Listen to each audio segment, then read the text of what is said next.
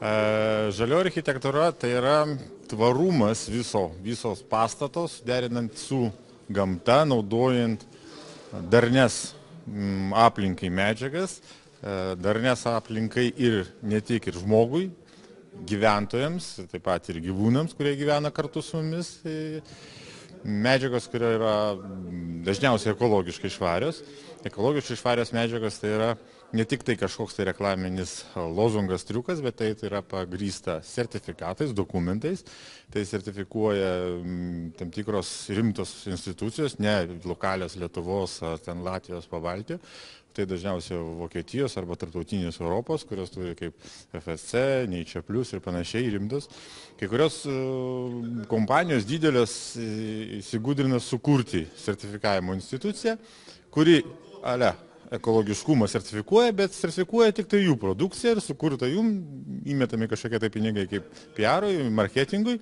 Ir tai yra kažkoks tai kaip sukuriamas brandas ekologiškumo, bet yra papuola didžioji dalis jų produkcijos ir nėra tai globalus reiškinys, o tokie kaip sertifikavimo centrai kaip Nature Plus ir dažniausiai kaip miškų arba celiuliozės FSC sertifikatai.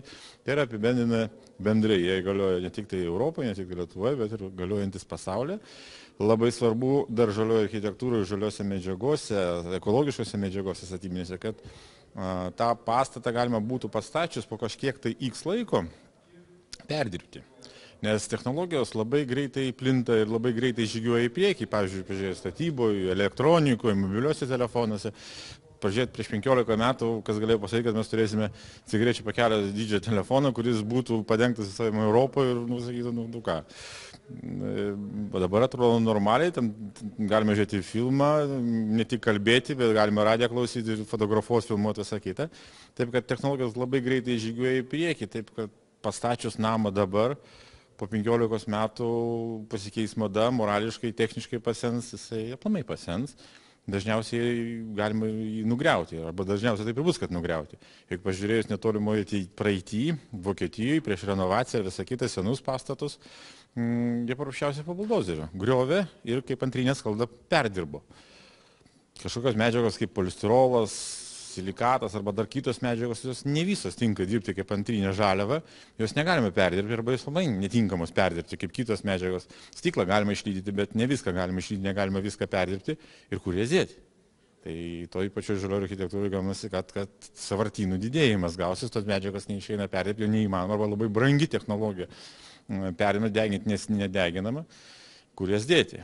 Tai ekologiškų medžiagų vienas iš tokių savybių, kad jų gamyboje pačiam procese neteršiama gamta, nedauginamas toksai kaip šiltnamio efektas, degimo proceso nėra, CO2 neįsiskiria, tai vienas teršimas, išeliminuojamas miškų saugojimas, tai yra minimaliai naudojant miško medžiagas, žaliavas. Ir po X laiko, kad po tų 15 ar po 50 metų mes galime tą medžiagą perdirbti celiuliozę, perdirbti į kažkokią tai plokštės statybinės, baldinės ar dar kažką, ir jas naudoti vėl uždaram cikle. Gamyboje neteršiama, procesas neteršiamas, gaminys neteršia, jis ekologiškai ir po X laiko jį galime perdirbti. Aš manau, kad tai pakankamai pilnai atsakoma, ar daug medžiagų mes turime Lietuvoje, kurias galima panaudoti dar kartą, gamyboje nedauginamas CO2 kiekis, nėra deginimo proceso, neišskiriamas ir galima perdirbti. Taip kad kiekvienas žmogus gali peržiūrėti savo būsto medžiagas, iš kurių naudoja. Taip pat ir cheminės medžiagos, kurios naudojamos, tai yra lakios medžiagos, tai formaldehidai, fenolai, užterštos, tas pačias kilimai, kurie gaminami, tas pačias knygas, kaip minėjo kolegos, tai ir knygos dabar daromos arba tipografiniai, kurie turi savie sunkių metalų, lakiosios medžiagos, kurios teršia. Jas reikia pastatą vėdinti, ne visą laiką tai sprendžiama kokybiškai, vėdinant labai stipriai prarandama šilumą, vėl blogai. Tai kodėl mums nespręsti globaliai to ir žiūrėti nes žmogus kaip ir statydamas būstą nemato to visos tos savo masės, visos tos spektro, visos tos mozaikos, kuris susideda.